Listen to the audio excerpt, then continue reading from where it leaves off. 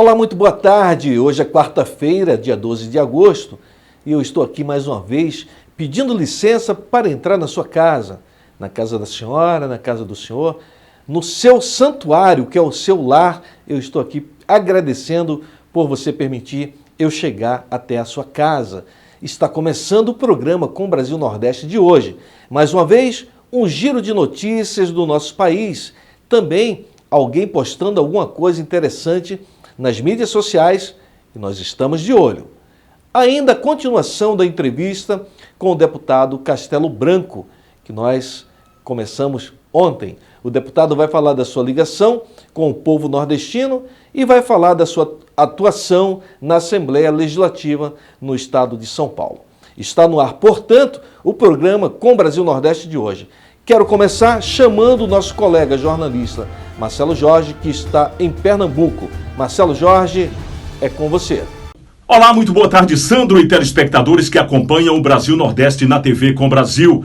Olha, 29.825 funcionários públicos em Alagoas receberam auxílio emergencial indevidamente. É o que diz um levantamento do Ministério Público de Contas que cruzou folhas de pagamento de Estado, municípios e instituições públicas com o cadastro do auxílio federal criado por causa da pandemia do coronavírus.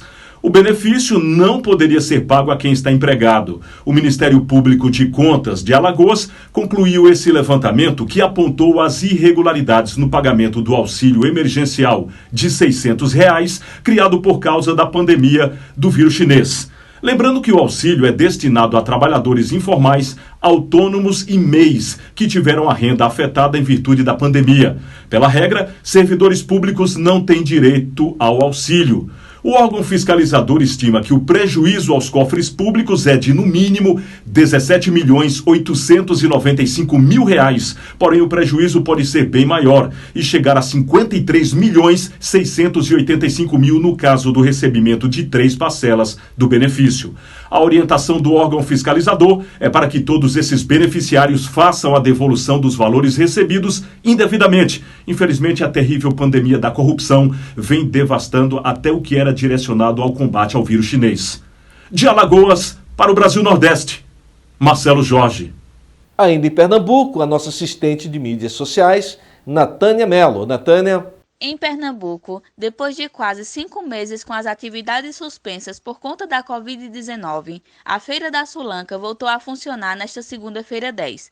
Para receber os comerciantes e clientes, a Prefeitura de Caruaru, no agreste pernambucano, desenvolveu um plano de operacionalização com barreiras sanitárias e mais de 300 profissionais envolvidos na ação. A feira recebeu 60 ônibus e mais de 100 vans com estimativa de público de 25 mil pessoas. Durante toda a manhã foram distribuídas 10 mil máscaras nos acessos ao Parque 18 de Maio. Também foram oferecidos 100 litros de álcool em gel em vários pontos da feira. Para a prefeita de Caruaru, Raquel Lira, a volta da Feira da Sulanca representa um momento de esperança para a região. Natânia Mello, para o programa Brasil Nordeste. Agora vamos até o Rio de Janeiro, onde está Kleber Araújo, na maior favela da América Latina. Kleber, é com você. Boa tarde, Sandro de Moura.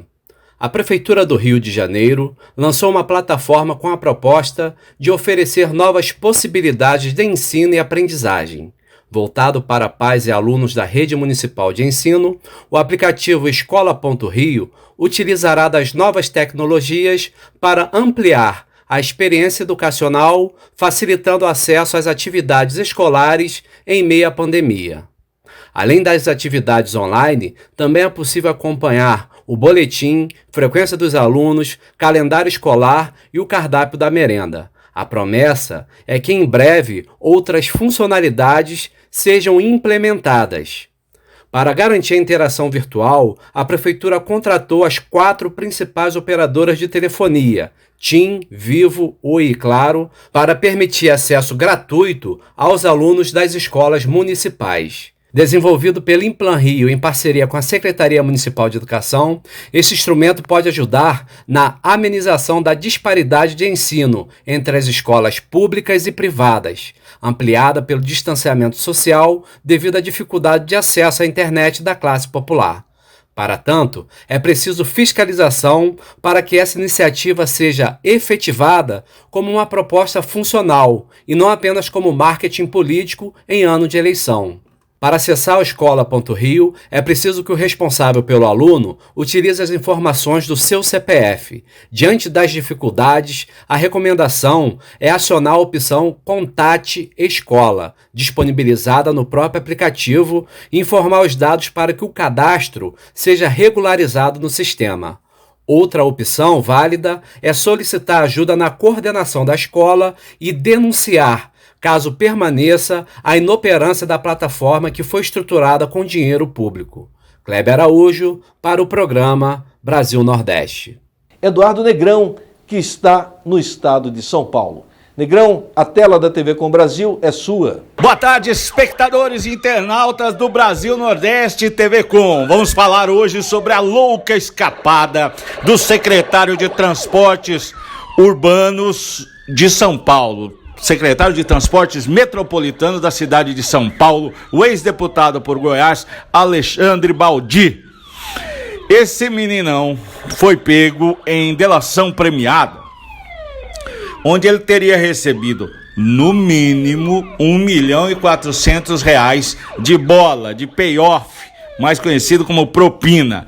Ele foi preso na quinta-feira, dia 6 de agosto, sob ordens do juiz Bretas, do Rio de Janeiro, uma espécie de Sérgio Moro do Rio de Janeiro, e foi solto quase que 24 horas depois, na madrugada do dia 7 para o dia 8. Ele foi preso no dia 6, solto na madrugada do dia 7 para o dia 8. Não ficou 48 horas em cana.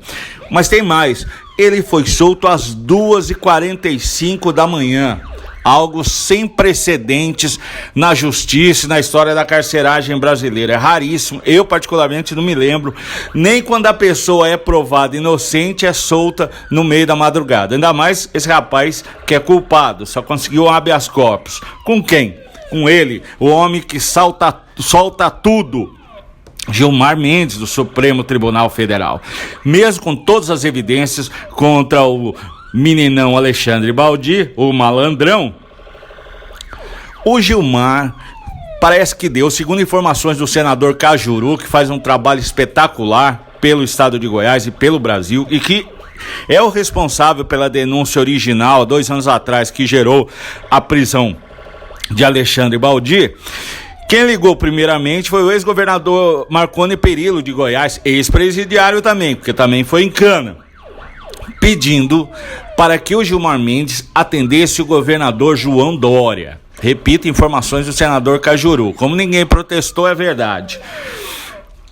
O Marconi Perillo, que está todo enrolado na justiça, hoje tem um emprego de diretor na CSN, Companhia Siderúrgica Nacional. Indicada por quem? Pelo governador de São Paulo, João Dória, que, por outro lado, empregou esse rapaz, Alexandre Baldi, ex-deputado, aqui como secretário de Transportes Metropolitanos. Então não dá para entender o que um goiano está fazendo aqui, na verdade 2, né, em São Paulo. Ainda mais os 2 enrolados na justiça. O Marconi Perillo, quando ele foi nomeado para diretor da CSN, ele já havia sido preso e está respondendo em liberdade, não foi inocentado não. Mas o Marconi Perillo, voltando ao assunto, ligou para o Gilmar Mendes de madrugada e falou: atende meu amigo. Quem? João Dória. Aí o João Dória ligou e, sei lá por quê, convenceu o Gilmar Mendes a dar o habeas corpus, que soltou o rapaz no meio da madrugada. Agora a gente fica pensando, por que um governador do maior estado do país, que tem um batalhão de advogados à sua disposição, tanto no estado como na iniciativa privada, que adoraria defendê-lo até gratuitamente, só para fazer uma graça, porque ele, governador de São Paulo, tem que ligar para um ministro do Supremo. E porque o ministro do Supremo atende um telefonema desse já tarde da noite, que era óbvio que não era convite para festa, né? Então são tantas relações esquisitas que a gente chega a duvidar da justiça no Brasil. Aqui Eduardo Negrão, direto de São Paulo.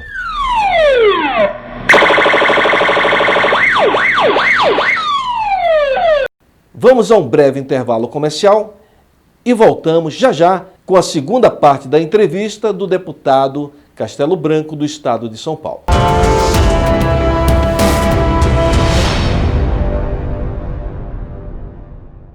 apresentar para você esta obra aqui, Anotações do Brasil. Aqui tem figuras muito interessantes que foram entrevistadas, entre estas figuras, o presidente Jair Messias Bolsonaro.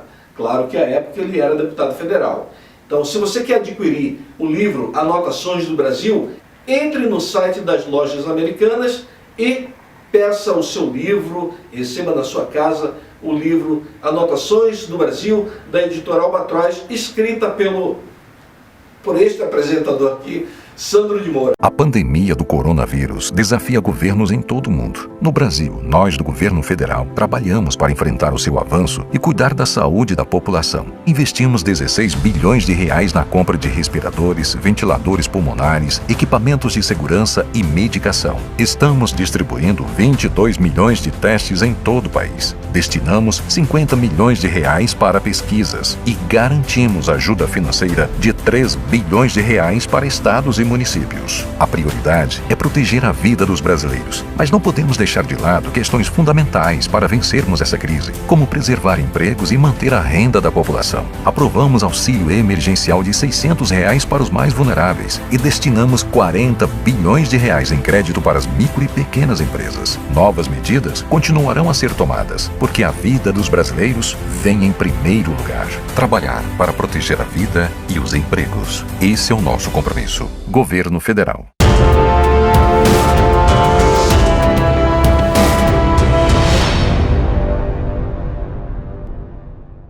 Neste bloco, vamos continuar o nosso bate-papo com o deputado Castelo Branco. Ele defende o governo do presidente Jair Bolsonaro, ele que está na maior Assembleia Legislativa das Américas, como ele mesmo quis registrar. A Assembleia Legislativa do Estado de São Paulo é a maior do país, tem um peso importante e o deputado Castelo Branco de lá faz a sua defesa do governo do presidente Jair Bolsonaro. Vamos assistir. Já deixamos aqui em aberto para que o seu assessor, que é tão gentil, possa ver uma data que a gente possa fazer, então, um programa para tratar desse assunto, viu, deputado? Bom, continuando, eu gostaria de voltar um pouco mais no tempo. O deputado, que é familiar do ex-presidente, o primeiro presidente do governo militar, Castelo Branco, me falta a memória, eu não me lembro se ele é neto ou sobrinho neto do presidente Castelo Branco, que é cearense, era cearense. Eu queria que ele falasse sobre as origens da família dele, a partir do presidente Castelo Branco, e a relação dele com o Ceará e, consequentemente, com o Nordeste. Muito bem. Tenho profundas raízes no Nordeste. Poderia aqui... Outra ideia, né? Vamos falar da história da família Castelo Branco no Brasil, num outro programa, mas só para o nosso telespectador não ficar, nosso internauta, né, não ficar sem resposta. Os Castelo Branco chegaram no Brasil em 1616, quando Francisco Caldeira de Sá Castelo Branco, capitão Mor, assumiu a capitania hereditária do Pará. De lá para cá, tivemos braços da família no Piauí e depois em Fortaleza, Ceará, onde a família ganhou mais notoriedade. No Ceará, a minha mãe mesmo nasceu em Messejana, em 1935, ainda está viva, e a nossa família tem raízes em Baturité, né, no interior do estado. Um estado muito querido, temos parentes lá até hoje, sempre em contato. Anualmente estou presente no Ceará, temos amigos políticos que nos convidam para palestras, enfim. E uma outra curiosidade da minha carreira é que eu fiz patrulha com a Marinha na costa do Nordeste durante bastante tempo, embarcado, com a Força Aérea e curso de Caatinga no interior do estado, então a gente conhece bastante. E uma outra curiosidade que acho que vocês não sabem. Quando eu tinha 12 anos, eu estudava num colégio jesuíta aqui em São Paulo, chamado Colégio São Luís. E os padres jesuítas nos convidaram para uma experiência missionária com população carente no interior do estado da Bahia. Eu fiquei 6 meses, as férias, de umas férias para outra. E não satisfeito, voltei no outro seguinte e fiquei mais 3 meses. Fomos para Pilão Arcado, Centro Sé, Remanso, Casa Nova, Xique-Xique, Brejinho da Serra, Paulo Afonso, todo aquele sertão oeste da Bahia, fronteira com o Maranhão e fronteira com onde hoje é o Tocantins. Nós estamos falando em 1976, 77. Foi uma experiência inesquecível para mim, de um outro Brasil dentro do Brasil. De maneira que essa experiência com os jesuítas no interior da Bahia foi realmente inesquecível. Tudo isso me dá credenciais para ter uma afinidade muito grande com o Nordeste, né? Conheço todos os estados do Nordeste, alguns mais, como a Bahia, que eu acabei de citar, o Ceará, Pernambuco, o Rio Grande do Norte e o estado do Maranhão, que a gente já considera uma parte dele amazônica, né? Fizemos bastantes missões por lá. De maneira que o Nordeste é uma região muito querida para mim, com laços de sangue que nos unem profundamente. O senhor tem acompanhado com atenção as ações do presidente Jair Bolsonaro para a região Nordeste, deputado? Apesar do senhor estar na Assembleia Legislativa, mas o senhor já mostrou aí que está de olho no Brasil inteiro. Como é que o senhor tem visto essa ação do presidente, esse olhar do presidente Bolsonaro para a região Nordeste? Bom, em primeiro lugar, é importante destacar que fez pauta da campanha dele um apoio maior ao Nordeste, que por razões históricas acabou pendendo para a esquerda durante algum tempo, mas que tem uma população conservadora, tradicional, né, de direita, e que não estava satisfeita também com os rumos daquela região. O presidente tem feito grandes investimentos no Nordeste, alguns bastante ousados, tem revitalizado obras que estavam mal feitas, tem retomado obras que estavam paradas e tem gerado novos projetos. Parabéns ao presidente Bolsonaro, e a população do Nordeste tem reconhecido este apoio, tanto é que tem realizado calorosas recepções a ele nos aeroportos por onde passa. E só para não ficar sem a resposta, o presidente Castelo Branco é meu parente por parte de mãe, ele é primo irmão do pai da mamãe, que é o Oscar Castelo Branco, e também primo em segundo grau da minha avó, que casou com ele. Então nós temos parentesco pelo avô e pela avó, coisas do Ceará. E, além disso, ele foi padrinho de casamento da minha tia Moema em 1967, dia 26 de maio, quando eu fui o pajem, né, deste casamento. Levei as alianças. Na época, o casamento do ano, o presidente estava acabando de passar o comando da presidência da República. Foi um casamento muito bonito e muito especial aqui em São Paulo. E foi daí que vêm minhas fotos com ele, né? Eu tinha 5 anos e tive a oportunidade de sair nas fotos da família com o então presidente Castelo Branco. Meu pai se tornou médico dele e, como bom médico, confidente.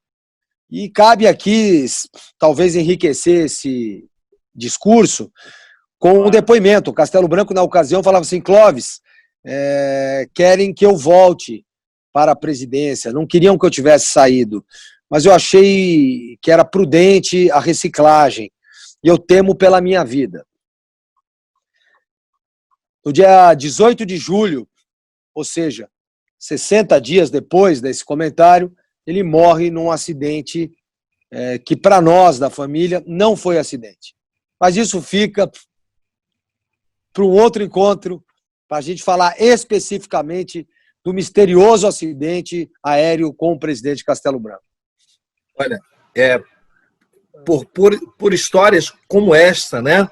Outro dia o deputado do Rio de Janeiro, pastor Ottoni de Paula, até falou sobre a preocupação dele com a segurança, né, do presidente Jair Messias Bolsonaro.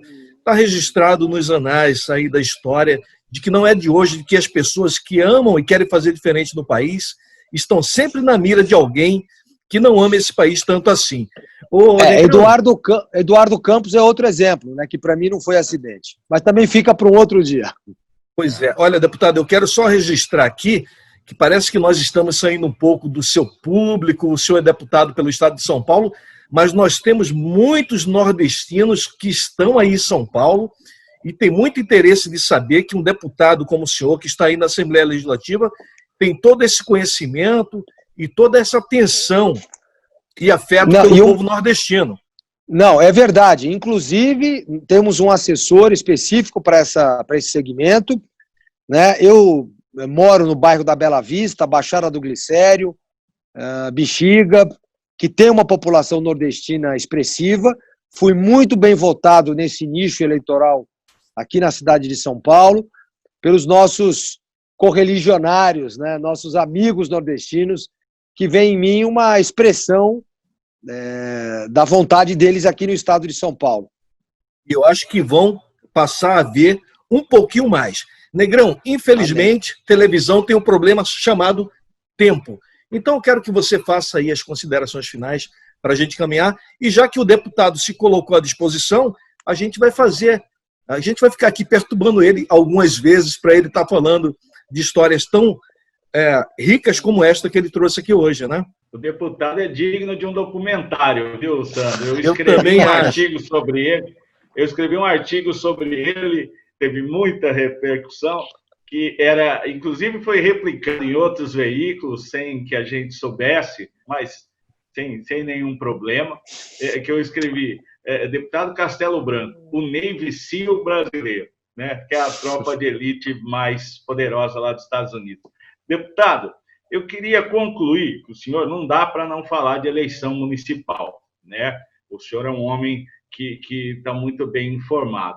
Então, eu queria que o senhor escolhesse a cidade, porque o senhor tem uma presença forte em São José dos Campos, uma cidade estratégica para todo o país por questões aeronáuticas, temos a capital, né? E de quais eleições municipais o senhor prefere falar nesse final de programa?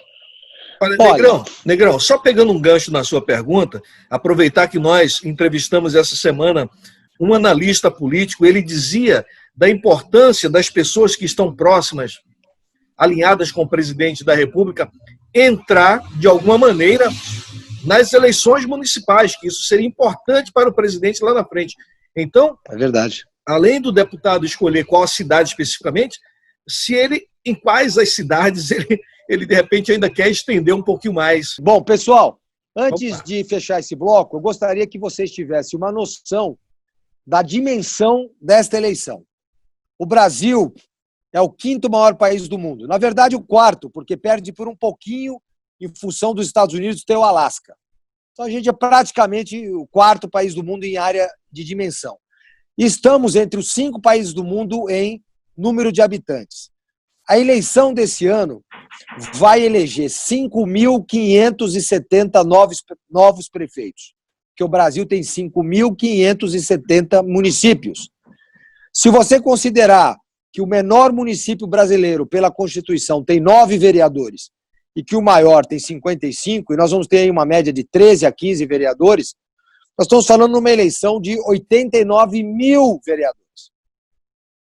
Ou seja, é a 3ª maior eleição do mundo, só perde para a Índia, que tem 1 bilhão e 200 milhões de habitantes, não dá para competir, e para as eleições distritais americanas, que é outra realidade.